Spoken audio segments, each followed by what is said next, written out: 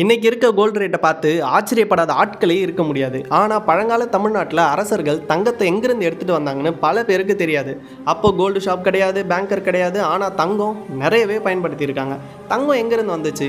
பழங்கால தமிழ்நாட்டில் முக்கியமாக 3 வழியில் தங்கம் கிடச்சிருக்கு. ஆறுகள்ல இருந்து தங்கம் எடுத்திருக்காங்க, அதாச்சும் ரிவர் கோல்டு. சில ஆறுகளில் தங்கம் மணலுக்குள்ள சிறு சிறு துகள்களாக இருக்குன்னு சொல்கிறாங்க. இதுக்கு காரணம் என்ன? மேற்கு தொடர்ச்சி மலை பாறைகளுக்குள்ளே இருக்கும் தங்கம் மழை ப்ளஸ் ஆறு ஓட்டத்தால் மணலோடு சேர்ந்து கீழே வந்துருச்சுன்னு சொல்கிறாங்க.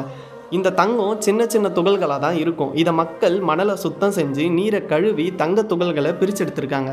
இதை தான் ரிவர் கோல்டு வாஷிங்னு சொல்கிறாங்க. ரெண்டாவது, தங்க சுரங்கங்கள். பழங்காலத்திலேயே தமிழ்நாட்டுக்கு அருகில் கோலார் தங்க சுரங்கம் ரொம்பவே ஃபேமஸாக இருந்திருக்கு. அது இன்னைக்கு கர்நாடகாவில் இருந்தாலும் அப்போ அரசியல் எல்லை இப்போ இருக்க மாதிரி கிடையாது. தமிழ் அரசர்கள் அந்த சுரங்கத்திலிருந்து தங்கத்தை வரி வணிகம் மூலமாக பெற்றிருக்காங்க.